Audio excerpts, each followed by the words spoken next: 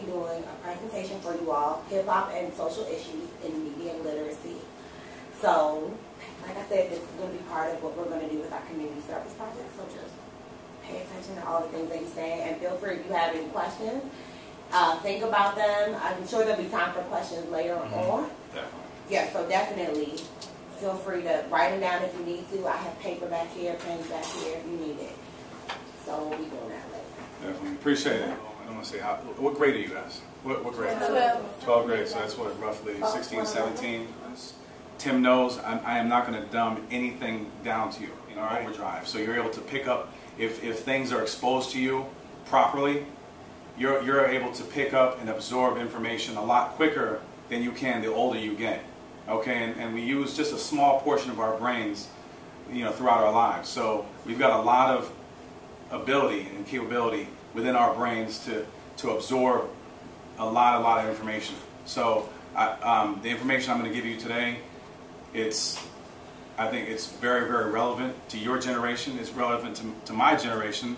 It's relevant to the older generation, because you all are the next generation coming. It sounds cliche. It sounds like something you've heard all the time. But you literally, the next generation, you are going to be inheriting what's going on right now. And so that's why when I work with young people, even folks that are not my college students, I put if it's possible, I put emphasis into everything I do when it comes to education. But I really, really put a lot of emphasis when I'm working with high school students and younger.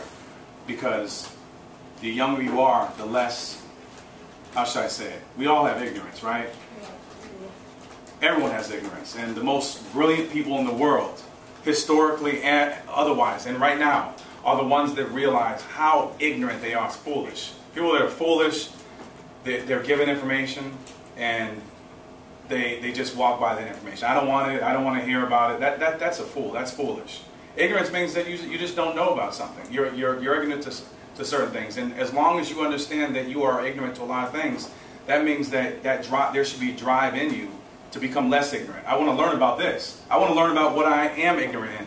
And I want to become less ignorant. Because if you live to be 110 years old, there will always be something that you don't know about. And so I know people that are in their 80s that are still on that information chase. They are still chasing information. They want to get as much information as possible.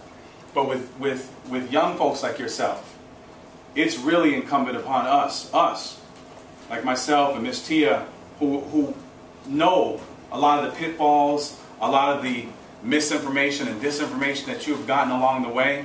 It's incumbent upon us to make sure that we expose. We can't force it on you, but to expose you to it. Because the best way to educate anybody is simply to expose him or her to information. Expose them to information. You don't want to force it upon them, because once they get older, if you've just been forcing it upon them, they're going to start to reject it and say, I just think that, at the first chance they get to run away from that information, they're going to run away from it. But expose it to them. And so I'm going to expose you guys to a lot of different information, perspectives, facts that are anchored to those perspectives, because we all have our own perspectives and our own opinions, but opinions are different than facts. Facts are facts are facts. So if I go out and I talk to a whole bunch of people about a range of things, I'm just giving my opinion. Oh, I think this, and I don't have any facts to back it up. Really what I'm saying is a lot of nothing. I got to have some facts to back up, to buttress and to anchor what I'm trying to say, what I'm driving home. Okay? So that being said, as Ms. Tia said, my name is Solomon Comissiong, but I'm also a hip-hop historian. I'm a proud Pan-African, very, very proud of my African roots. And what I do is I go around to different schools, colleges, and even high schools and middle schools. I've been to Seattle, Washington, you name it. I've been to San Francisco, I've been to Denmark, I've been to Norway, over there in Scandinavia and Europe. People invite me to come and talk about different social issues, media literacy, and to use hip-hop as a point of departure. So I use hip-hop as a starting point to get into a lot of critical issues. All right, and so what I'm going to be doing with you guys today is something that I do with my students, campus, with my favorite course that I teach, which is a hip-hop and social issues course. It's something that I've done in at different colleges, too many to name. we're going to be tapping into social issues and media literacy, and we're going to be getting into hip-hop. We're going to be getting into the roots of hip-hop. So how many people just, and that's fine if you're not into it, that's fine. Be completely honest. How many people are into hip-hop music? Okay. And you notice I said hip-hop music, okay? Because that's a more accurate depiction than just saying hip-hop and you're referring to the music. Because hip-hop is a culture, okay? It's a culture. And within that culture, there are different elements. These are some of the elements. You have b-boying and b-girling, okay? So, and I want you, since, you know, this is a group full of young sisters, it's important for you to know that women have played an integral component and role in the development of hip-hop. Some of the early pioneers of hip-hop were women, like Sylvia Robinson, who was, you know, she owned her own record label, Sugar Hill Records. I don't know if you've heard the song Rapper's Delight. You've probably heard that. It's timeless. So, you know, your parents, and maybe even your grandparents will listen to that song. But that song is timeless. That's back in 1979 that song came out. And that was the first hip hop song that hit the so-called mainstream. Okay? And Sylvia Robinson is, you know, largely responsible. So she wasn't rapping, she wasn't an MC, she wasn't one of the MCs in the Sugar Hill Gang, but she owned the label. She financed the production of the album, the studio time, all that stuff. So I say that to, and some of the early b-boys who were just talking about breakdancers were women as well, and continue to be women, not just here in the U.S. but throughout the world, DJing, rapping, all right, the otherwise known as MCing, graffiti, beatboxing, knowledge of self, knowledge of community, urban jargon, urban entrepreneurism. Okay, what does it mean to be an entrepreneur? Own your own business. Own your own business, exactly. Urban fashion, okay? That's, you know, where there's their own, you know, hip-hop has its own style, and oftentimes that style now is also regional, where the West Coast and the East Coast and down south, they might have their own style, and they might have similar styles that are encapsulated within the world of hip-hop. These are all elements of hip-hop. And right here are the founding principles of hip-hop. See, this is really important stuff, because for every single one of you, when you leave today, you're going to have the opportunity to take this information, because if you leave this information just to yourself, then I've wasted my time, Ms. Tina's wasted her time. You have to be those educators. You have to take everything that you find profound, everything that you find important, everything that you think somebody else can benefit from. You take it to those brothers and sisters who are not here right now. You take it to your parents, you take it to your siblings, your brother, your sister, your niece, your nephew, take it to them. All right, take that information to them. It can't just stay within this room, and we have to take the information that we learn, especially the vastly important information, and we have to disseminate it. We have to give it to other people. All right, it's not just teach one, each one teach one. It's each one teach 10 or 15 or 20, as many as you possibly can. So, peace, love, unity, and having fun are the founding principles. These are some of the elements of hip-hop. These are the founding principles. Peace, love, unity, and having fun. I want you to think about that, because this is new information to most of you.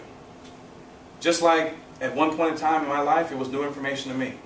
And the reason why I want to point it out is that there are some people who have continued to parade themselves as if they care about you, as if they give a darn about you and your well-being and what kind of young women that you grow up to be. There's people that really parade themselves around like that, because they want you to buy their products, they want you to tune into their channels and listen.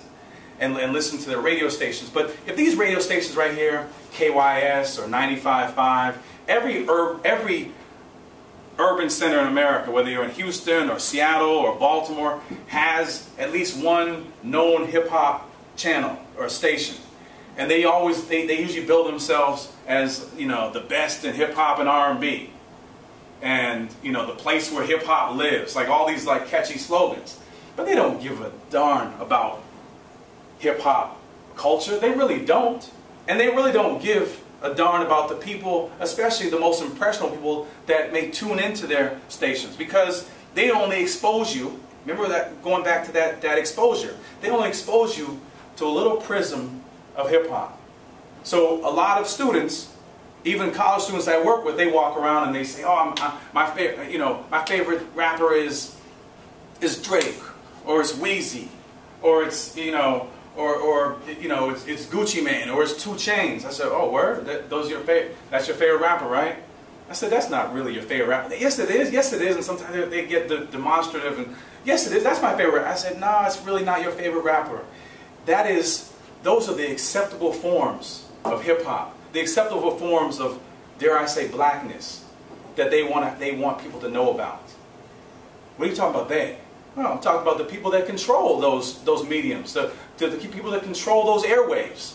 They control the television station that you're watching when you see the video, when you see where they're showing you, Nicki Minaj and Anaconda, or they're showing you this. They're the ones. Those are their favorite rappers. And maybe not necessarily their favorite rappers that they listen to, but those are the kind of rappers, and that's the kind of message they want to put out there. What do you mean? Well, I'm trying to tell you, there's a whole lot of rap that's out there, a whole lot of rap music, and rap is just an acronym. As we know, an acronym is just, a series of words where you take the first letter, and usually it spells another word, or it spells something, something catchy like NAACP. Well, rap is rhythm and poetry. Rhythm, R for rhythm, A for and P for poetry. That's rap. Rap is rhythm and poetry. So they'll expose you to the kind of rap that they feel comfortable having legions of youth listen to. A lot of those youth happen to be black and brown, happen to be African American and Latino. But at the same time, there's a lot of MCs out there. And I say MCs, not even rappers. MCs. People like Narubi Sela. People like the hip-hop duo Dead Prez, or Mortal Technique, Bahamadia. I'm talking about sisters who get on the microphone and are not scantily clad, and they can spit with the best of them. And then while they're doing that, while they're making you dance and bob your head, they're blessing you with some nuggets of knowledge and information. Folks like this, but a lot of us don't know about them. A lot of us don't know about them. And so the folks I just named to you, some were some brothers, some were some, like Narubi Sela is a sister based out of New York. She was really from Jersey, but she's based out of New York now. I mean, she is unbelievable. And I'm going to give Miss Tia some of this information perhaps tomorrow or next week, and she can print it out and give it to you so you guys can go and go to YouTube and look it up and see, because they have videos. They have videos, and they are blessing you with some knowledge, cultural edification, cultural information about who you are as young black queens. That's what you are. When you look in the mirror, I hope that's what you see. Every time you look in the mirror, that you either see yourself as a princess evolving to be a queen, or you see yourself as a queen now. Because that's what you are. Because when you trace your history back and my history back, we trace it back to ancient Africa. Because we didn't just, boom, we might have been born here on this hemisphere, whether it's in Trinidad or DC or Baltimore, you might have been born here. But you know history. You know that your ancestors were stolen from Africa, stolen from the continent of Africa and brought over here. So if they left as Africans, they came over here, they didn't just magically become something else. They were renamed, yeah. All these names that we carry, Smith and Jones and Johnson, think about it. There's no Smiths or Jones or Johnsons that were running around Africa at that time. Those are the last names of our ancestors' slave masters. And they gave us those names and said, these are your names. There's a great scene in the movie called Roots. I don't know if you've ever seen it with your parents or your grandparents. But you see this the part of the movie where you have LeVar Burton's character Kunta Kinte, and he's being whipped. He's being whipped, and the white slave master is having having somebody else whip him, and he's whipping, and he's trying to break him. And he said, "What's your name?" He said, "Kunta Kinte." He said, "Whip him more, whip him," until he renamed him, until he said that his name was Toby. Toby. Say your name is Toby. Say your name is Toby. And he resisted. He resisted as long as he could until the pain became so unbearable that they forced him to rename, to accept his new name. Okay? All right? But these are names that were forced, not democratically provided, but were forced upon our ancestors. It's a painful truth, but they were forced upon our ancestors. So a lot of our culture has purposely been ripped away from us, but that information is still out there. And I'm trying to tell you, once you get more of that information about your ancestry, about history, about your history, I'm trying to tell you, as upright as you may think you're walking now, when you get that, it's almost like you're floating on clouds, because you're reclaiming something, a stolen legacy, something that was stolen from your ancestors, and therefore it wasn't passed down, but you've reclaimed it. So we're going to be reclaiming hip-hop, because these media outlets have reshaped hip-hop into a Frankenstein version of what they'd like it to be, because you know what? I'm going to tell you, it may sound conspiratorial, but it is a conspiracy. It is a conspiracy. They want you to be mindless consumers. They want you to run around and say, okay, we're going to have some rappers and they're talking about Nikes, or they're talking about Gucci, they're talking about Fendi, and we're going to provide we're going to make sure that we provide the highest platform for these rappers that are willing to exploit themselves and to be exploited, because many of them are misguided. They don't have a historical basis of who they are. So if you don't know who you are, and you have this elocutionary skill where you can just get on a microphone and you can rap and you can put words together, if you don't know who you are, somebody who doesn't have any good intentions for you, they can come along and say, listen, I see that you're following the same mold as somebody else that we popularized. I want you to rap about this kind of stuff. I want you to rap about degrading women, referring to women as B's and H's. I want you to rap about women being dogs as if they're objects of your sexual gratification. That's what I want you to rap about. And you women rappers, I want you to rap about things and talk about yourself as if you're less than a queen, less than a princess, much, much less, that you're nothing. But you won't know it's nothing, because you think that that's great. You think that kind of imagery, you think that stuff is wonderful. And I'll pay you money. I'll give you some little trinkets. I'll give you some little trinkets to sell yourself out, to exploit yourself, and therefore sell out and exploit, thousands upon thousands upon thousands upon thousands of young girls and young boys that look just like you. Because if you don't know who you are, because if you know you're a prince, if you know you're a princess, if you know you're a king, if you know you're a queen, somebody comes with that kind of nonsense, the best I can do for you is laugh in your face. The best I can do for you. The worst, I may be telling you where you can take yourself very quickly. Get that out of my face. That's not me. That has nothing to do with me and my history. So we're going to reclaim that. We're going to reclaim that. Hieroglyphics to graffiti. And matter of fact, let me tell you about this renaming stuff, okay? I have this here just so folks know what I'm talking about. But from this moment on, you guys know what hieroglyphics are, right? What are hieroglyphics? It's like the ancient, like what Egyptians used to write the walls. Exactly.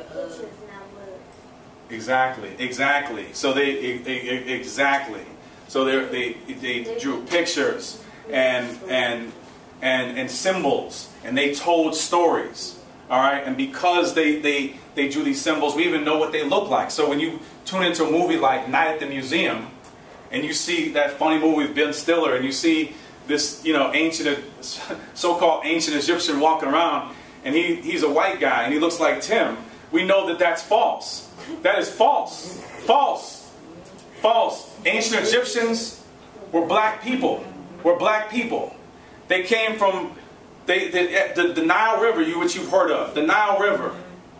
That great mighty river. It flows from south to north. South to north. And so when human beings, and the first human beings were black people, as we know humanity started in Africa, when they started to migrate to different places throughout the continent, and then eventually to different parts of the world, they were leaving, East Africa and going to different places. One of those places, they were following the Nile from the south, north, and they left from Nubia, all right, which is much of present-day Sudan, and went into, to found a place, to a geographic region that they named Kemet, which you would say was Egypt.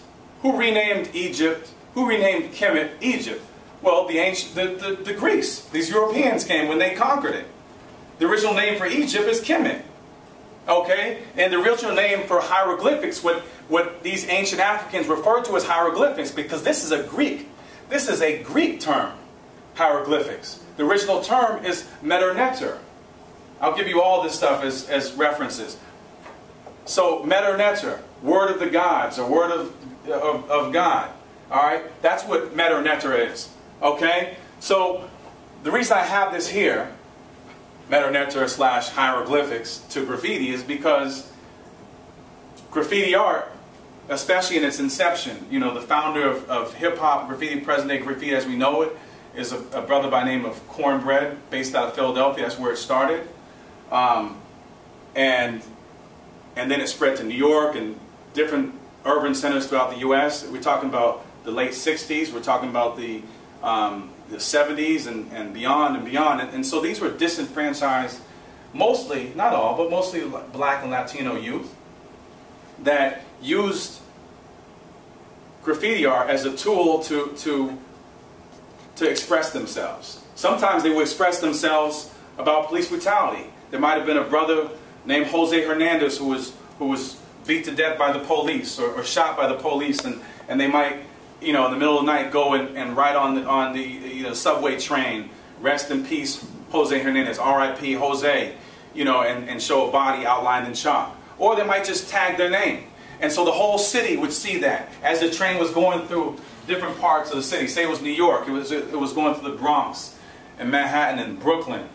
All right, that people would see this.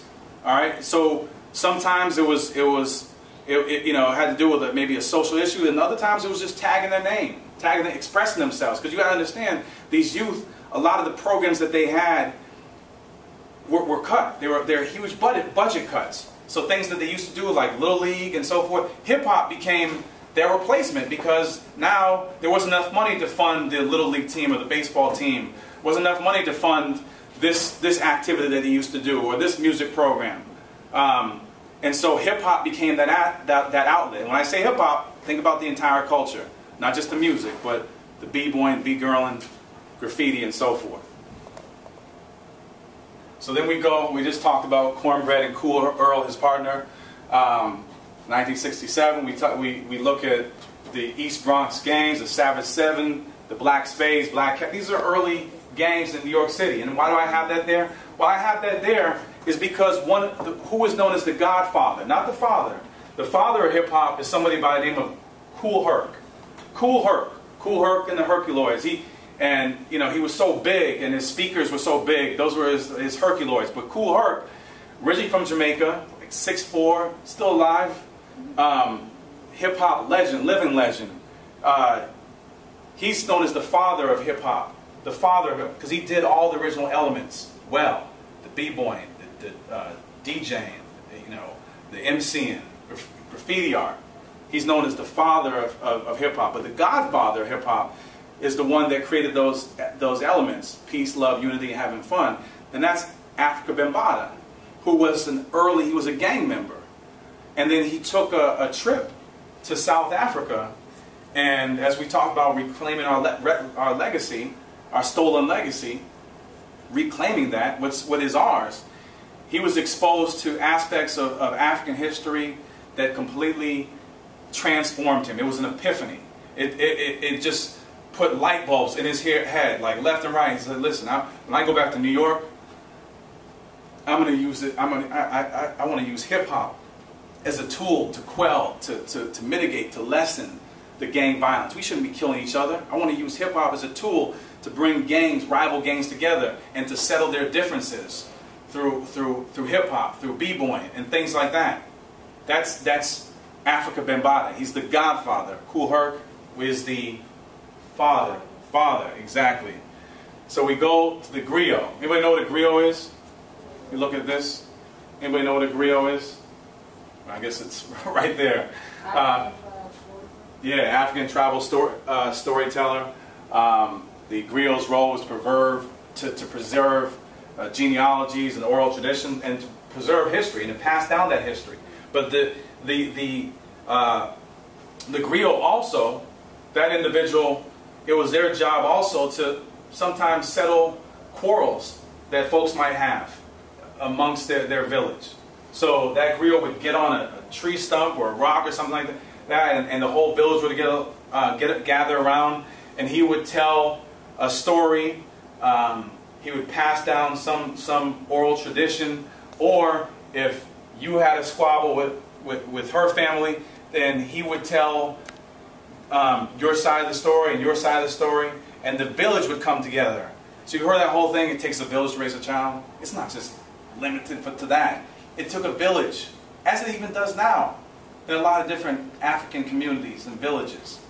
It took a village to come together to make decisions on behalf of the entire village. So the village would come together and would decide what would be the most equitable way, what would be the most fair way to settle this quarrel between you, or your family and your family. What would be the best way?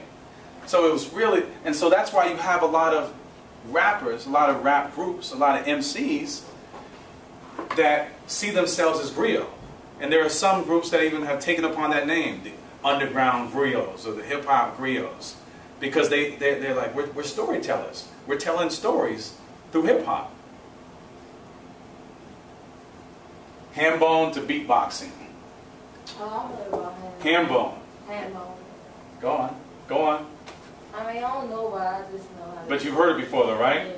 Guaranteed, if you talk to your parents or your grandparents, definitely your grandparents, and mention Hambone. They just make beats out there. Yeah, exactly. Hambone, have you heard? Mama's going to buy you a mockingbird. If that mockingbird don't sing, you've heard that, right? And they would use wooden spoons. They would use metal spoons. They would do all this kind of stuff, and they would make sounds with their body, okay? Where have you also seen that? If you've been on a college campus, have you seen certain movies, you've seen, and Miss Tia knows this, because she's a Delta. Miss Tia knows this. You know, her and sisters, they do something called stepping, strolling, right? So you've seen that. You've seen, you know, black fraternities and sororities step or stroll, right? And you see a lot of this. You've seen, you know, there's even movies about it, right? So that goes all the way back. Maybe some of them don't know, but I bet you, I hope a lot of them do know that goes all the way back. That's part of their African roots. And what I mean by that is that when Africans, don't ever just refer to them as slaves. Africans that were enslaved, or enslaved Africans. Because when you just call them a slave, you're taking away their identity. You're taking away their identity.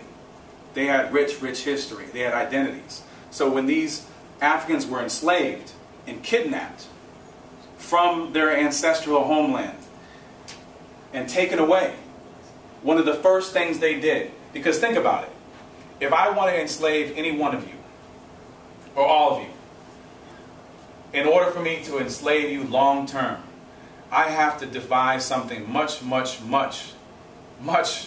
nefarious than just putting you into shackles, physical shackles and chains.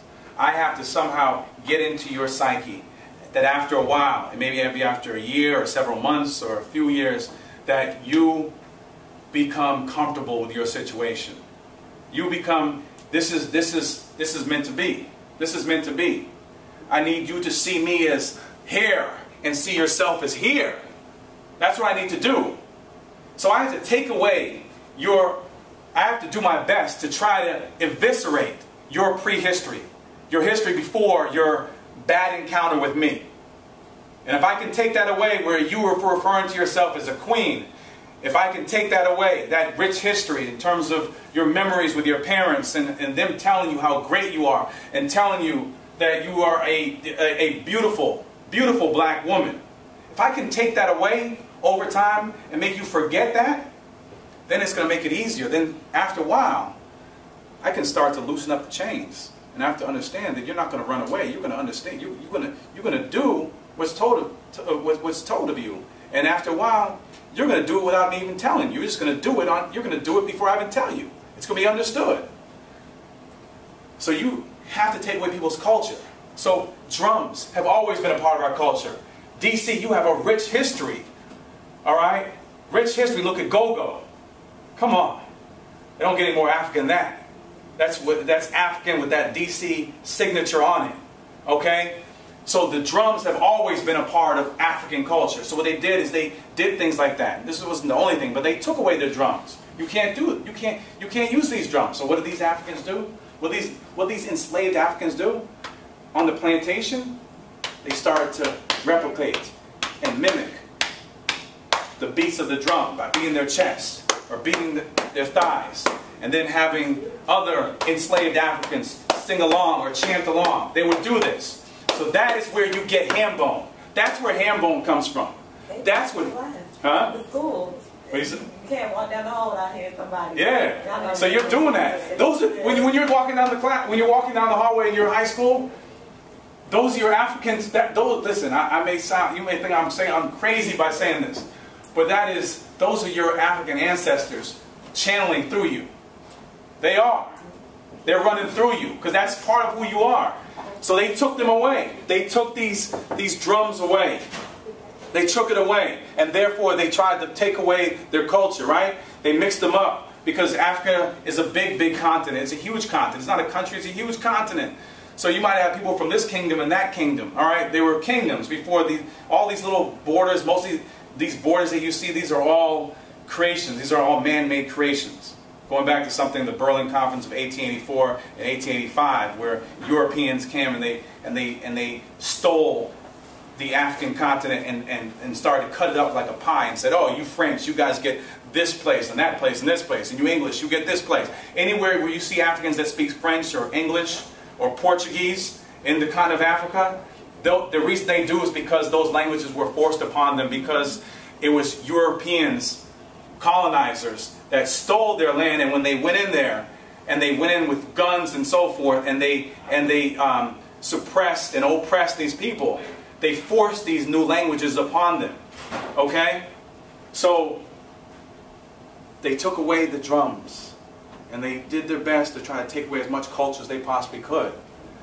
But being the innovators that our ancestors were, they found another way to replicate the drums. To replicate the drums. So that's where we look at beatboxing, because beatboxing is we're urban youth that were part of that hip-hop, that brand new culture, that hip-hop culture, that may not have had the money to buy this nice sound system or this or that, but they could make sounds with their mouth. They could beatbox. And then they walk down the street and somebody in their crew would try to spit out some freestyle. A style that was free. It was free. It was free of any style. It wasn't just that freestyle doesn't just mean off the top of the head. Like beatboxing rap. Yeah, someone would be beatboxing just like that. Just like that. And then someone would be rapping something. You know, they would be dropping some kind of rap as they were beatboxing. We used to do it when we were kids, and then the next person would do it. And then it's my turn. But someone was always real fresh with the beatbox. It wasn't me. Someone was always fresh, and that person would be the one who, that's their job. You know, give us a beat. Give us a beat. Okay? So then we look at, as we evolve, and this is all context. This is all about history. This is history, and it's all part of hip-hop. The black counterculture. You've heard of the Black Panther Party for self-defense. You want to talk about the role women were probably among some of the most organized individuals in the Black Panther Party. You're talking about people like Erica Huggins and Kathleen Cleaver, Elaine Brown, we can go on and on, that were very, very prominent members of the Black Panther Party for self-defense. All right, this is an organization that did so much more than what they try to show you on TV, showing them, holding guns. Yeah, they were defending their communities, because at the time, the U.S. government, through something called the Counterintelligence Program, COINTELPRO, was going into black communities and literally assassinating people who were leaders, who were deemed as leaders. Assassinating. This was a government document that came out of the U.S. government, the Federal Bureau of Investigation, and that evil, evil man, J. Edgar Hoover, targeting black and other people of color, and even some some white political dissenters, bringing that up. And so they did so much more than rightfully so protecting their communities. They provided free breakfast programs, because we now know through studies that if you go to school on an empty stomach, if you're worried about your stomach growling, you're hungry, you know what it feels like to be hungry, it's hard to try to focus on what the teacher's telling you. It's hard. So they provided free breakfast programs. They provided medical clinics, health care. They provided things that they saw white Americans being afforded, but they weren't getting those things. So they said, we are going to do for our own. We're going to provide those things. And that was seen as a threat. That was seen as a threat. That desire for self-determination was seen as a threat. Okay? Yes. Or even how you mentioned, like, how the media controls what we see and what we hear. When you think about, when you talk about the Black Panther Party, we always hear about, oh, they were militant, they were carrying guns. Like, when you think about Black Panthers, you don't think about the food and the community outreach they were doing. You always think about them being violent, militant people. Exactly. And you mentioned a good one. You heard she said, when you think about the Black Panther Party, they're always portrayed as that's, just being just violent. But what's this goes to this programming. Yeah. So this goes to that programming. So you have people that look just like us, that if they were alive at the time the Black Panthers were in their heyday, that they would have been beneficiaries of what the Black Panthers were doing, receiving medical care, receiving screenings for sickle cell, receiving free breakfast for themselves or their kids, those kind of things. But the way they've been programmed, because they don't know their history, they overlook even the obvious question. The most violent entity in the United States at the time of the Black Panthers was their own government, was the government. All right? The FBI, the CIA, political assassinations throughout the world, assassinating people like Patrice Lumumba, who was the first democratically elected leader of Congo, Prime Minister of Congo in 1960. And he had this radical idea that he wanted the people of Congo to benefit from the soil beneath them, wanted them to benefit from the natural resources of the Congo. And Dwight D. Eisenhower, the president at the time, yeah, you remember that name, Dwight D. Eisenhower makes a phone call to this guy, Larry Devlin, who was the CIA bureau chief, and says he needs to be eliminated. So they orchestrated his assassination. So we overlooked that. Since we don't know history, we overlooked that. We look at Ferguson. People want to talk about what's going on in Ferguson and talk about, tell those black people to stop rioting and tell them to stop being so violent. And I look them in their face and I tell them, why don't you know what's interesting? Every time something like this happens, you always got to tell those black people to stop rioting. But you don't ever say, why don't you go to the cops, go to the police, and you tell the people that started that violence. Because did Michael Brown start with some violent action towards him? No. He was assassinated in the street, middle of the day, and was laying there for 4 hours. Why don't you go tell them to stop shooting black people? Tell them to stop shooting Latino people. Tell them to stop using excessive violence. Tell them to do that. But we've been programmed pretty good. We've been programmed pretty good, so we don't ask those questions, a lot of us. Not even want to hear, because we're here with some scholars here. We have some really well-learned African queens in here. So not you, but we all know somebody. Hip-hop stages and evolutions. Hip-hop, we look at the late 60s, early 70s. We look at the golden era of hip-hop, which was heightened consciousness. This is where I came up, dating myself, where I was exposed, not forced, not like forced where I had some new language forced upon me, some colonial language forced upon me, not forced, like I had, some new name forced upon me, but I was exposed to folks like Public Enemy and Chuck D, KRS-One and BDP, Queen Latifah, Moni Love, we can go on and on, Brand Nubian. I was exposed to them. And so at this time, even though there was a lot of issues and a lot of issues going on in African communities, black communities, there was heightened consciousness. where we would walk around with African medallions. I was 14, 15 when I got my first African medallion, and you were proud. You put it on. It was attached with this black rope, and it was a map of Africa, and you wore it around. When I had here, I had the box spade, and I tell you this. Tim has heard the story a million times, and I'll say it a million more times. I went to my barber Mike, and I said, Mike, can you do a map of Africa in the back of my head? Listen, I asked for that not as an 18-year-old, or I asked for that as a 15-year-old. I wanted him to make a map of Africa in the back of my head, and sure enough, he did. And I was so heartbroken. My hair grew back so quickly. After 3 days, I was like, oh no. But I loved it because I walked around school because I wanted everyone to notice that. And I wasn't the only one that had this kind of pride to be black. I wasn't the only one. I wasn't fringe. I wasn't novel. I was one of many, not just in my community, but coast to coast. And then we have here the corporate-backed explosion, rap explosion, where more and more big corporations start to buy out independent radio stations and record labels. And what they do when they start buying them out, there might have been a certain message that was prevalent, that was political. But they said, you know what? We didn't see this thing back here in the golden era and before as a multi-billion-dollar industry. But you know what?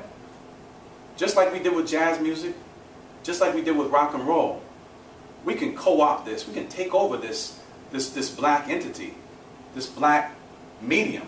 We can take it over, and once we take it over, we can reshape it, because after a while, they'll forget about it. The next generation come along, they'll forget all about the political messages that I'm proud to be black. I got a letter from the government the other day, I opened and read it. It said they were suckers, they wanted me for the army, whatever. Picture me giving a damn. I said never. Here is a land that never gave a damn about a brother like me and myself. I got that from Public Enemy. Got that from Chuck D. Got that from Chuck D as a teenager. They didn't want that. They didn't want a whole bunch of black and brown, and dare I say even white youth, getting those messages out there. So we can do this, and we can reshape it and have different images and different messages coming out, and then after a while, they'll start to accept it. Because it's what happened with jazz. Did you know rock and roll? Before rock and roll was called rock and roll, it was called rhythm and blues, and it was created by a guy by the name of Chuck Berry, who was a black man. Rock and roll is as black as it gets. Rock and roll, original. I'm not making this up. You can talk to white artists like the Righteous Brothers, who will tell you that. And this guy Alan Freed and Pat Boone said we need to make it less black, and so they called it rock and roll. And then they started to have white singers do rap. You know, like Pat Boone, he would do Tutti Frutti. He would do the song that a black artist, Little Richard, would do. Okay? And then they would play that version on the radio. So they did this with hip-hop, right? And hip-hop, man, you could say is their best example. Or dare I say, they're the worst of it all. Because their best example is what's worse for our community, what's really, really bad for our community. Can I make a parallel? Yeah. With the song? Definitely. So like, I don't know, it wasn't this group, but a lot of my 9th graders and 10th graders, when I said like, what's your favorite rapper? Like Rich Homie Quan, Migos, what are they talking about? Like, it's cool to listen to, but like, what are they talking about? Then, Versace. Yeah, think about it. Yeah. I mean, I know what y'all saying, but nowadays, it's a new generation, it's a new era. We don't want to hear about that. We want to hear about But why that's a good question. Why don't you want to hear that? Why do you think you don't want to hear about that? Because if no one's talking about it, the generation won't change as it gets. It's only getting worse after us. Y'all can't. It's okay to listen to it, but don't let it control you and take over. Good point. Some people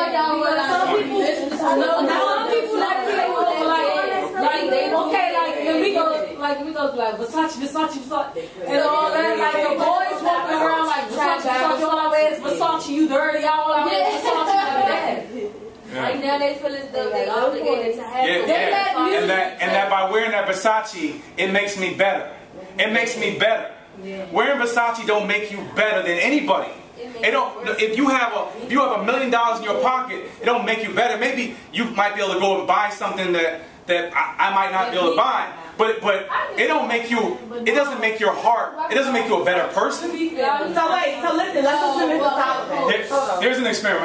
I understand what you're saying, but and here's the thing. Okay, Lil Wayne's not my favorite rapper by any stretch of the imagination. But do I think Lil Wayne is capable of dropping that kind of stuff that we were just talking about, dropping stuff that is cultural? Let me finish. He's done it before. Let me finish. Here's my point that I'm going to make for you. He dropped a song called Georgia Bush after Hurricane Katrina. Okay? He dropped a song. You want to know his record label said no way. No way. You want to know every single major radio station said no way. The only way people found out about it is because it had to be on a mixtape. Because they said no way. No way. So you can say Wale or anybody else does this kind of stuff, but they're not playing it. They're not playing it. If you want to have some song, you want to come out and you want to be like Jasiri X, who is like an incredibly gifted rapper from Pittsburgh, who should, you know, if all things were fair, he'd be played on every single radio station, but they're not playing him because he's talking about socialist police brutality. And you had a good point, but some people in your generation, as well as mine, they don't want to hear it because they're not exposed to it, because they think that things we've arrived. Things are great. Let me tell you something. In 1968, when Martin Luther King was assassinated, 1968, you want to know, for every dollar that a white household pulled in income, we as black people were pulling in 54 cents. Okay, you say, damn, that was a long time ago. That's why rappers don't need to rap about that stuff today. You know, if there was even rap at that time, you know, they could have rapped about it, which we had spoken word artists like the Gil Scott-Heron and Last Poets that were talking about that stuff. There's no reason for that today. Well, you know what? You want to know something? In 2014, which is where we are right now, for every dollar that a white household pulls in income, we're pulling in roughly 59 cents. 59 cents. 59 cents. So that's a nickel. So there are, trust me, there are people behind the scenes that know that there are a lot of black and Latino people who are currently oppressed that have no idea why they're poor. They think that the only reason they're poor is because, oh, they don't work hard enough.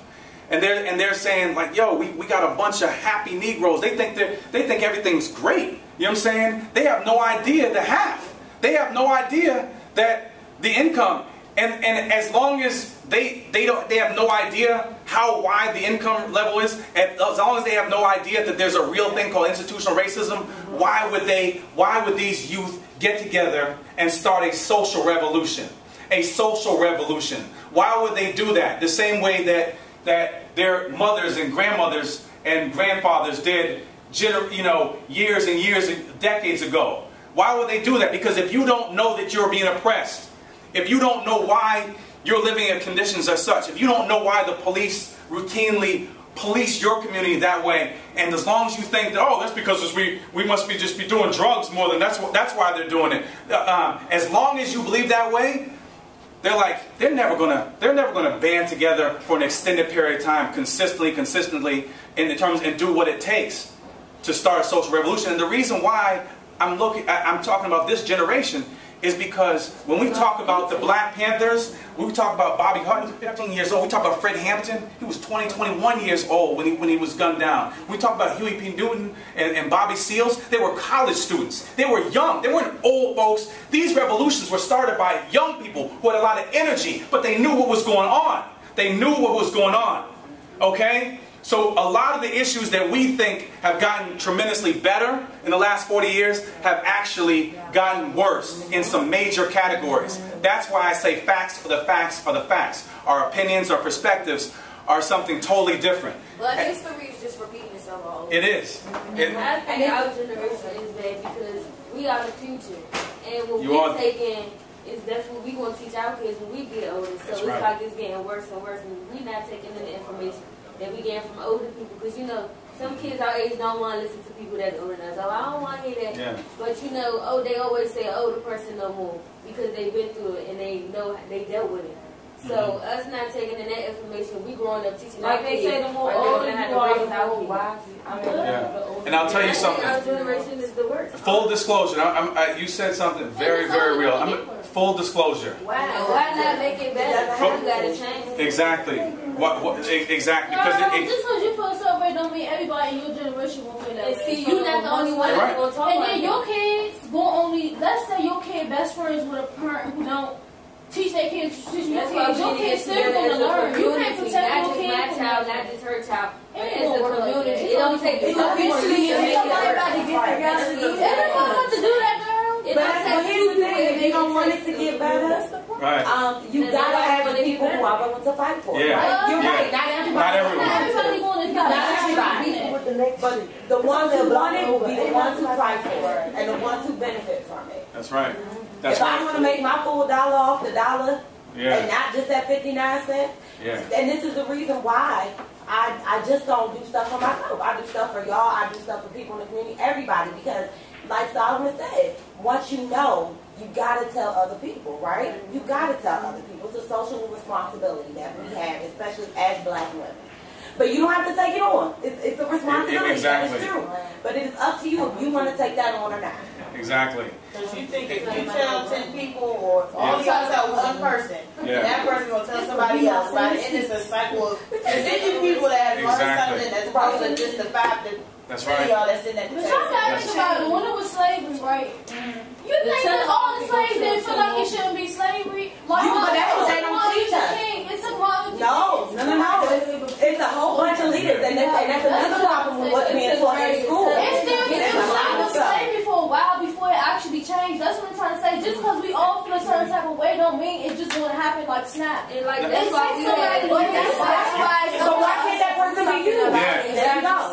Why can't it be us? And that's why we had Harriet Tubman, Martin Luther King, Rosa Parks. We had people that did stand up for it. That wanted to make a change. But it still was slavery for people that basically what they did in the 60s not meaning nothing today because basically it's happening already. And here's the thing. You all brought up excellent points, and you're exactly right. Slavery lasted for almost 250 years, and then after that, almost 100 years of Jim Crow. But here's the thing, you mentioned Dr. King.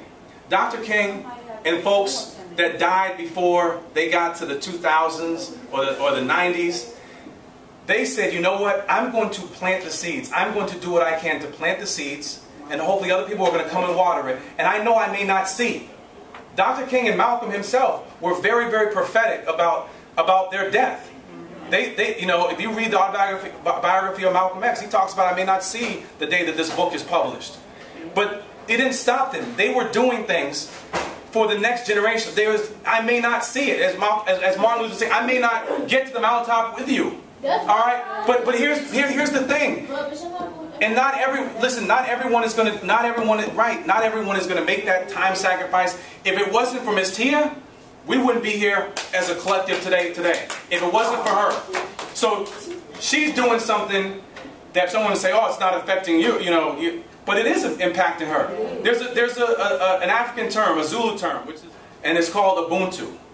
And it means oneness. It means I am because you are. It means that your actions, my success or my downfall is based on your actions, and vice versa. I am because you are. We rise together, we're going to fall together. Okay? So I'm not on this island. And just sitting here and saying, okay, everything's peachy keen for me, and I have all these people around me that are suffering, and somehow it's not going to come back. It's not going to come back to impact me in some shape, form, or fashion. It don't work that way. And so these people, regardless of the fact that whether they're going to be alive or not to see the fruits of their struggle, of what they were putting into that struggle, they said, I'm still going to do it. And if those Africans did not resist, and like Ms. Tia said, they don't tell you about the countless slave insurrections where Africans rose up and fought against their oppressors time and time again. You think about hate, exactly, because they don't want to popularize about that. It's the mentality. It's not about them worried so much about that. They're worried about that you might resist what they're talking about, that you might resist their narratives. That's what it's about. So those Africans, they resisted physically Where they're worried about you resisting mentally. They're worried about you resisting mentally. And sometimes I've said with hip hop, if I came from Mars or some other planet, and I came from another planet, and somebody just explained to me, well, this group has been historically oppressed. They've been historically oppressed. And this group has historically been doing the oppressing. And then you have these people that wear these hoods and stuff like that called the KKK, and they're a routine terrorist group. They're not just a hate group, they're a terrorist group, a historical terrorist group. If I was from Mars or Venus or someplace way out of this galaxy or what have you, and someone explained that to me, I'm telling you, I would think that the KKK invented corporate hip hop. Because I'm like, what better? What? This is the best thing. This is the best thing. This oppressed group, they're running around Versace, as if things are great for them. As if they're great, and even people in inner cities that are getting redlined and gentrified, and they're still singing that, and not singing and getting gunned down in the street. They're singing it like they're living in some mansion in Beverly Hills. Man, this is an amazing thing. So during the Golden Era Hip Hop, I learned about all these folks, not in school, but from my mom and from hip hop. Kwame Ture, otherwise he was born in Stokely Carmichael. Angela Davis, Ida B. Wells. Oh man, this sister was incredible. Ida B. Wells, great journalist, great writer, anti-lynching, revolutionary, women's suffragist, women's rights revolutionary. I mean, Huey Newton, Malcolm X, Al-Haj Malik Al-Shabazz. I mean, we can go on and on. But these are just a smattering of names that I heard in rap songs. And because I heard about those names, I wanted to learn more. And so these are some of the issues that were discussed in the Golden Era. Police brutality, rampant poverty, educational inequities, racism and oppression. I'm going to tell you this. This is going to be controversial.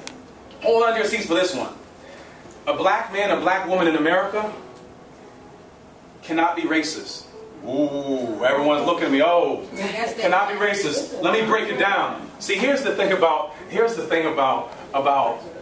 knowledge. When you know, because they bank on a lot of Americans. I'm talking about like the few elites that really control this place. They bank on a lot of Americans just hearing buzzwords and walking around like a little parrot and repeating everything they heard on TV without ever taking the time to look it up. Racism is a system. All right. It's a system of power coupled with prejudice. So black people, could be prejudiced. I hate that green person just because they're green. Or I hate that white person just because they're white. Okay? But their hatred of another group, okay, another so-called racial group, especially if it's white people, they don't have the political power to say, go into those white communities and I want you to start profiling and jumping out of your cop cars and harassing white boys left and right. I want you to do that. I want you to hyper-police their communities. Because let me tell you another secret. Just in case anyone here was thinking that our communities are hyper-policed because we do drugs and we sell drugs a lot. There was a recent story that came out in the Washington Post. It showed that white people have a higher propensity of dealing drugs. And black people have a much, clearly, this is not rocket science, higher propensity of being incarcerated or convicted of those drugs. And then here we go. Let's just even cut to the chase. When you look at even crack cocaine, powder cocaine, marijuana, heroin, don't you know that black and white people and Latinos do those drugs at virtually the same percentage across? Matter of fact, when you look at cocaine, whites do it at a slightly higher, within the margin of error, clip than do black people. So then why do we represent 72% of new convictions? Because they hyper-police our communities. Let me tell you something else about the police. The police started in the South.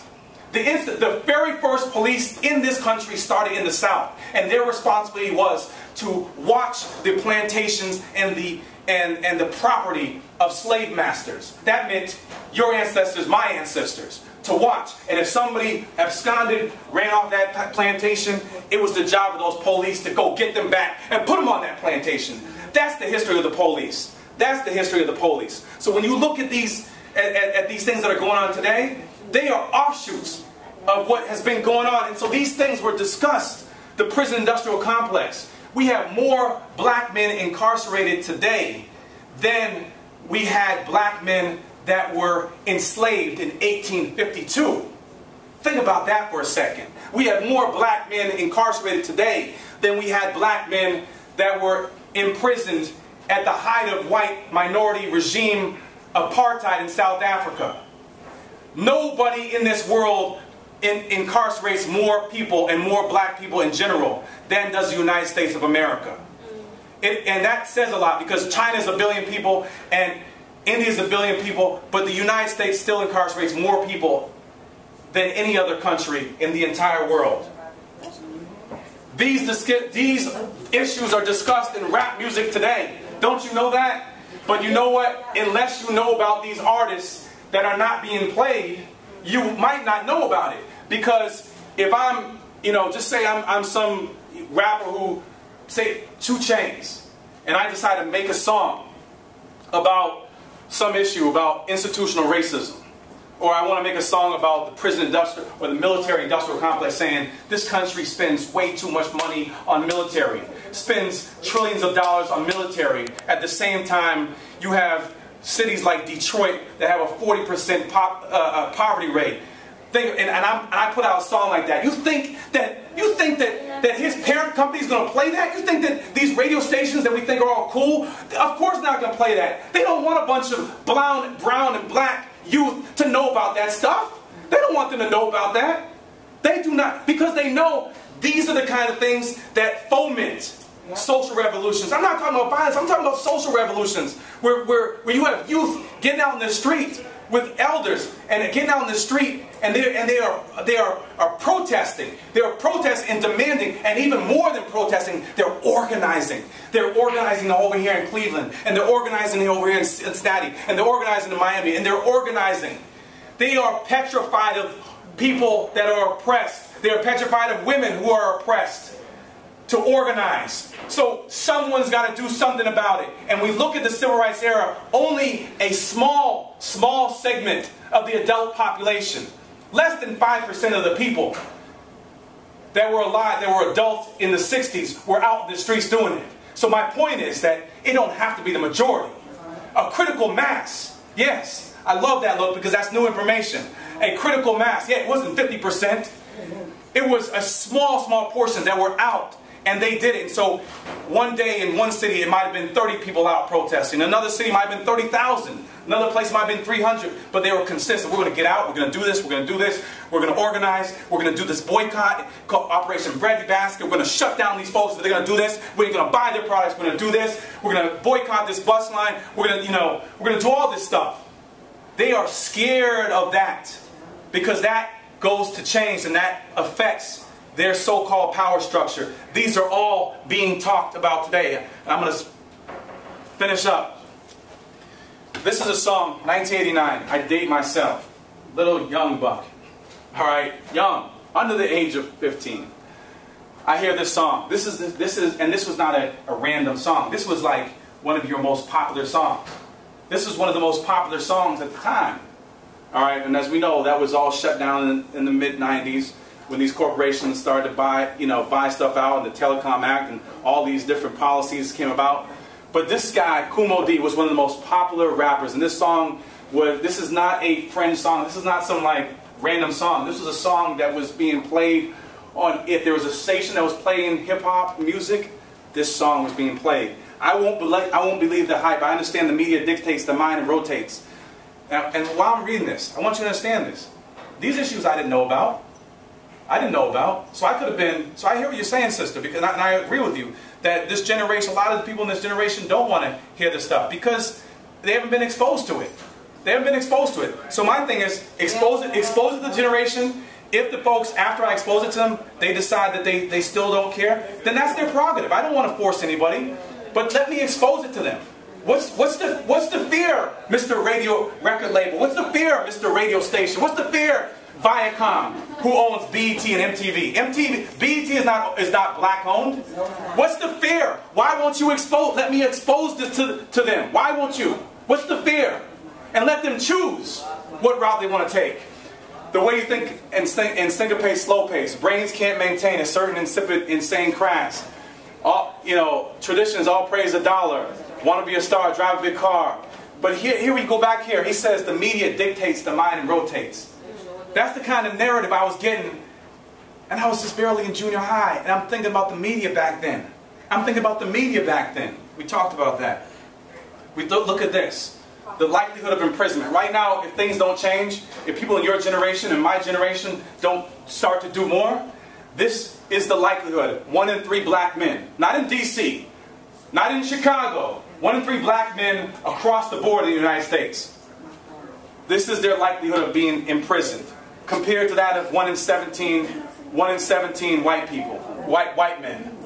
Black women, 1 in 18, right? White women, 1 in 111. If anyone tells me that this is not attached to race and racism and structural racism. And can I say one thing? Yes, you may. Remember at y'all school when they were saying they're not suspending people anymore, when locking people up? Yeah. I went to like a high school that was like mostly white kids. That would have never happened in that high school. Never. So they treat y'all like criminals. Yep. They do. And you are not criminals. Don't believe what they say. Y'all are not criminals. Yeah. They is. Just like Miss Mia, they tell you everywhere that you're shiftless. They just think every black person is like. They do. Yeah. And you know what? And y'all are the best kids I ever took. They moving close. Sometimes y'all on the train phones because they. And you just walk on. She said she's on the train. Right? And there'd be a seat beside y'all, but all the white people would stand up. Yeah. But if you see right beside you, and we know we're not like that. I know we're not like that. No, you gotta keep your purses and phones. But my girl that I train, y'all are not like that. But what I'm saying is, everybody talking over each other. yes, what I'm saying is, however people see you and they treat you, we know that that's not true. That's right. Y'all know it's not true. Y'all know you're not criminals. That's right. And I'm talking about the women I see in this room. Y'all know that. That's right. Exactly. Some do, and you know what? But I used to go shopping with white girls who would rob that. They do the same. We're gonna continue this talk at lunch, okay? We'll continue it at lunch. Yeah, definitely. I think Tim and I will join for lunch to talk. But you're exactly right. And I just want to let you know that several years ago there was a study that was done by it was at Berkeley, University of California at Berkeley. Their media center did a report or a study, and they found that, you've heard of Newsweek and Time Magazine, that they found that when the term black youth was mentioned, the vast majority of the time when black youth was mentioned, it was in relationship to crimes or those kind of things. But when white youth were mentioned, it was in relation to education and healthcare. Education and healthcare. And going back to the 50s in cities like Los Angeles, in Los Angeles, you had when white boys would get in trouble for, and they were doing it at the same rate, if not more, probably even more. When they were doing it, when they were like stealing cars or doing that kind of stuff in the 50s, the chief of police in Los Angeles, he said, the parents just have to be a little bit more strict with them. They have to be more strict with them. They need more parental guidance. But when it came to the black youth getting in trouble, they said they need to be adjudicated and put into juvenile detention centers. Okay? Because it's been labeled. We have been labeled. And when you label people, and I love what you sisters had to say, because when you label people, and say, okay, somebody within this group did this, and you label the entire group, what it does, it's the recipe for these kind of things. It's the recipe for a Michael Brown to happen. We have this little 7-year-old black girl. What was she doing to disturb? She was from Detroit, Michigan in 2010, and the police busted her house because they claimed they were looking for a suspect in the house where that suspect didn't even exist, was not even a part of that household. Bust into her house, and they started shooting. And one of the bullets caught her in the base of her head, and she bled to death in front of her parents. 7 years of age. The officer that did it, Joseph Weekley, he didn't serve a day in prison. Not a day in prison. Not a day in jail. Waiting a trial. Nothing like that. So these things, and this is just a smattering. This is just a small segment of what goes on. Well, if there was a black police. Huh? If there was a black police. Listen, if it was a black police officer doing it to a white kid, man, they would have brought the electric chair to his house. They would have brought the electric chair. But here's the thing, black police officers know that they can't go into a white community and do that. They know. They know that if I go into a white community and I start busting up some white boys, you know what I'm saying, and I start doing that kind of stuff, it's not just going to be my job, it's going to be my freedom. Yes. White police officers know that they have an excellent chance of beating that case because it's the system. It's not about this one bad police officer or this good one or that bad one. It's about a system that is bad. The system of policing. As long as the system stays the same, you're going to have these kind of things happen. You look right here. I have Mos Def here because Mos Def, the year after Katrina, he comes out with a song called Dollar Days, Katrina Clap. And he tries this experiment that Puffy did the year before. Puffy gets on stage, not on stage, but Puffy, outside the BMA Awards, the Video Music Awards, gets on the back of a truck and has this impromptu concert and the cameras go out there. Mos Def tries to do that a year later, and what they do, they arrest him because of the song he was singing, because Dollar Days, Katrina Clap was putting the onus on the government for its neglect of what happened in Katrina. Putting the onus on that. All right, and connecting it to race and poverty. And they arrested him, spent the night in jail. Now here, look at this. I want you to see this. If this place gets flooded tomorrow or today and we're here, no one in their right mind would see that there is something wrong with us going into 7-Eleven that is all flooded and going and trying to scour and scourge for food. Because that stuff is going to get rotten anyways. If you're talking about a major flood like we saw in Katrina, a major deluge that was caused by that, no one in their right mind would say there's something wrong with people, which is different than someone going there, I'm going to get in this big screen TV. I'm talking about people getting food and diapers for their kids. So right here, with the Associated Press, see this brother, probably 15, 16, maybe 17 years of age. You see, he got dreadlocks. A young man. Listen, and they're clearly taking the picture from above. It's an aerial picture. One of these reporters, riding around in a helicopter or something, taking an aerial picture.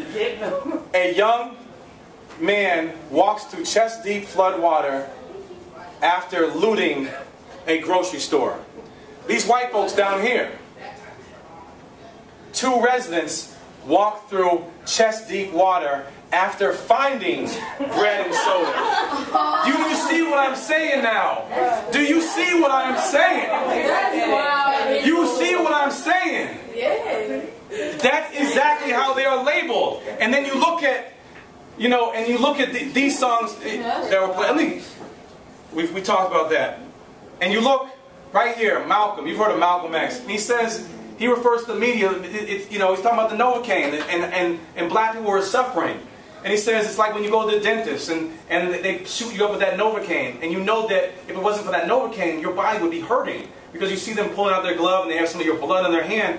But he squirts some stuff called Novocaine, and he's talking about this is what and you suffer peacefully. So that's what we have right now. We have a lot of people because of the media that are suffering peacefully, This is a snapshot of the media. Who owns what? All right, who owns what? All right, it's about 6 major corporations that control the wealth of news and information and even music that is distributed in this country. We have the likes of Clear Channel. All right, we have the likes of Viacom, and then we look here, and we look here. We as black people, this is a little bit. This is 2007. It's actually gotten worse. I just want to point that out. It's actually gotten worse. So we're about, right now, black people, we're about 14% of the population. 14% of the population. However, and Latinos about 15% or 16%. However, we control 3.4% of all the radio stations in this country are controlled by somebody that's black. And when you put all people of color together, all right, you put all people of color in this country together, it's less than 8%. And this whole black area, ironically, is controlled by white people. I say black area, ironically. It's controlled by white people. Controlled by white people. All right? So who's making decisions? And when you look at TV stations, black people own 0.6%. Glad you're taking that picture. 0.6% of all TV stations in this country. Put all people of color together, and it's 3.4% of all TV stations are owned by somebody that has melanin, somebody that considers themselves a person of color.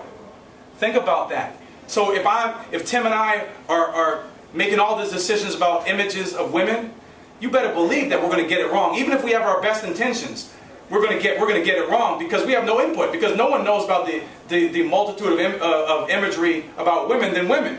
Okay? But if we have bad intentions, Tim, if we have bad intentions, it's going to be real bad. It's going to look like this. It's going to look like this. These are some old images. I want you to, and I'm almost done, and I want this to sink in. This is what I want you to take with you and talk about this during lunch. Back in the 20s and 30s and early 1900s, these were the images, these were the popular images that the white media and white corporations, white businesses would use would use to advertise their items, right? Their products. So you would have this black boy looking like an alien, the big lips, big head, you little black Sambo, coon, another word, coon is tantamount, is a synonym to nigger. All right, it's the same. But then, woo! Go back. No, I am going to go back. So these images, we agree these images are racist. Think about it. We agree that they're racist. They're outright, definitely racist. Created and popularized by people that didn't have our best interests.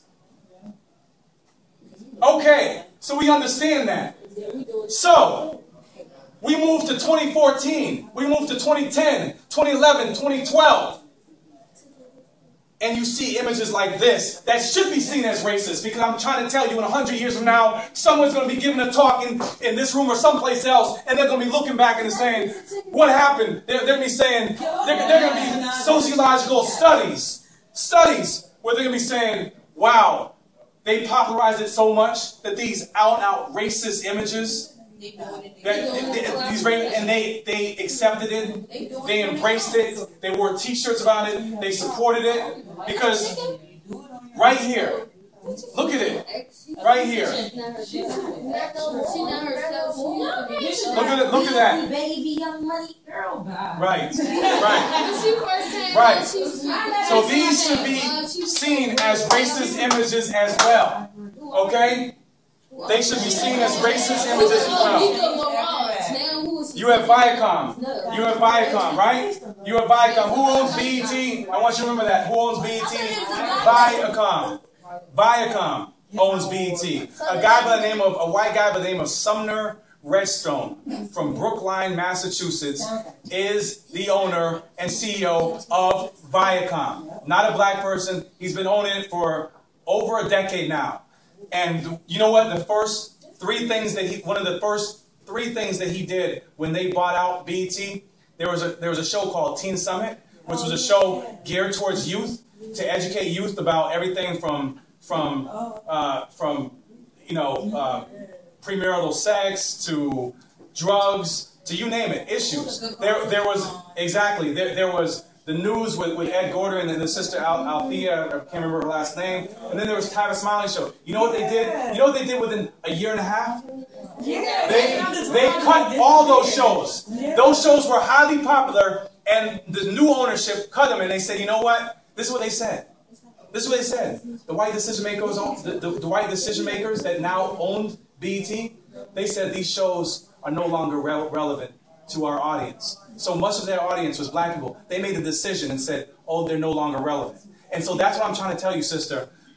A lot of the way we think in terms of not thinking that this kind of music is relevant today is because they've made it not relevant. That was the plan, to make it not relevant. We provide a bunch of this coonery and this, even though there might be a political song done by this rapper. We're not going to play that because we don't want his or her fans to even get the notion that this stuff, you know, that resisting is acceptable. And this right here, just to show you how deep it is. We know, we've had this discussion. We know you come from kings and queens. We know that some of the first universities in this world came out of Africa. University of, exactly. We're looking at Luxor, Karnak, Timbuktu, and the University of St. Croix in Timbuktu. These things come out of Africa. European, before race became something known. As race is a social construct, right? So yes, we are brown and Tim is white, but that whole notion that this is race is a social construct. What's real is our culture. Your culture being Mende, Ashanti, Zulu, you know, German, which is what Tim is. That's very real. So before that came about, Europeans used to go to Africa and study and get taught by black Africans all the time because there was no thing. There was no thing. And then when they conquered Africa, different parts of Africa, like, you know, like ancient Kemet, Egypt, one of the first things they did was go into the libraries and take, because they respected, because the world's first doctor, for instance, was named Imhotep, a black man from Africa, the world's first doctor. But here's the game they play on you. If any of you go to medical school, when you finish your degree and you are about to become a doctor, they make you swear something called the Hippocratic Oath. And the Hippocratic Oath comes from the name Hippocrates, who's the father of European medicine. But you know what? Hippocrates, a lot of his basis for medicine came from Imhotep. So if anything, you should be taking the Imhotepan oath, not the Hippocratic Oath. And so they'll say, Hippocrates, the father of medicine. No. He was the father of European medicine. He wasn't the father of world medicine. The father of European medicine was Imhotep. So you think BET is going to have a show every week that breaks down black men and women who did amazing things, like historically? Nah. Viacom, remember Viacom owns BET. They say, okay, we're gonna have a show called American Gangster, and we're gonna highlight black and brown men. You know what I'm saying? As if we need any more negative stereotypes about black and brown men being, you know, drug dealers and gangsters. We're gonna highlight that. We're gonna highlight that because they don't give a darn about you. And they haven't having the video games. You now know what hip-hop is. You know hip-hop is peace, love, unity, having fun. You know it is. So you have this video game that came out several years ago, Hip-Hop, Def Jam Icon, where you have all these different rappers, black and brown rappers, everyone from Fat Joe to Method Man, and they're fighting. And so this is what happens when you allow someone to rename you and to tell you who you are, to tell you you're garbage, that you're nothing but a Jezebel, that you're nothing but a pimp. That's what you will become. It will be a self-fulfilling prophet. That's what you will become if you don't know your history. So they tell you EA Chicago is delivering star-stunning action and bone-breaking beats as players live out the life of a hip-hop mogul, going from rags to riches, incorporating hip-hop culture. So when they say incorporating hip-hop culture, you think that they're incorporating peace, love, unity, and having fun, or graffiti, or b-boying. No. In every aspect of the game, Def Jam Icon will deliver the intensity of a no-holds-barred fight, but with style and rhythm. They just said it there. Mia, they put it right there. They're telling it. They're telling the people what the shackles on their mind. They're telling you. We're making violence. We're making violence hip. We're making it cool by putting music to it. Music to it. And when they play the video game, it's going to reinforce the selective, acceptable forms of blackness that we play on the radio. And when we show the violence, they're going to associate hip-hop with violence, not with peace, love, unity, or having fun. This is the truth as we draw to the close. These people existed the same time those other images that I showed you with the Mammy and the Step and Fetch It, these people existed. Du Bois, Bessie Smith, Thane Hamer, Marcus Messiah Garvey, Ida B. Wells, A. Randolph, they existed. But you know what? They didn't use their likeness to sell products because you know what? Because if you start to use their likeness, you start to popularize what these brothers and sisters are about. And these brothers and sisters are about liberation. They were about resistance. That's what they were about. And these are rappers that are around from the past, like Queen Latifah, and these images in Bahamadia. And we have Dark Sun Riders who are doing their thing now, Acrobatic, Immortal Technique. But these, they don't want you to even sniff any of these rappers. They don't want you to sniff them. Because if you do, you're going to sniff their politics and the history that they're dropping. And so the last thing, I just want a good friend of mine, Capital X, who's one of those MCs that they don't play on the radio. And he has a song like this, you know, and I don't even want to do it because I can't do it any justice because he's very, very gifted MC. But you see the lyrics. I'm tired of the brutality and all the corruption. They arrest us. They arrest us nothing. I'm ready to do something. The prison industry and the corporate hustle need to be dismantled as we continue the struggle. Open up your eyes. Stop living in a bubble. And then you have these brothers saying, I live, I die, I organize. Everything I do, I revolutionize. I do what's good for the whole damn hood. Study G's like these, I really wish you should. I study Malcolm Garvey Huey, Malcolm Garvey Huey, Malcolm Garvey Huey, Malcolm Garvey Huey. I ain't hate, I'm just saying if you want to be a rapper, study Malcolm Garvey Huey. Not be a pimp, not be a prostitute, not be this, not be something that they tell you are, be all this. Because, and if you have a bunch of black kids and Latinos listening to this music and saying, damn, shoot, man, this song is popular. I want to be like Marcus Garvey. Because if you want to be like Marcus Garvey, that means that you become one of the most influential men or women the world has ever known. And that, my friends, here it is. Just want to take this out, and maybe you can take a picture or just snapshot this. The guy that owns Clear Channel, which is the largest radio corporation in this country, his name is Lowry Mays. And he may not even be the CEO anymore, but he has controlling interest. But he said this. Well, he said, we're not providing news and information. We're not in the business of providing well-researched music. We're simply in the business of selling our customers products.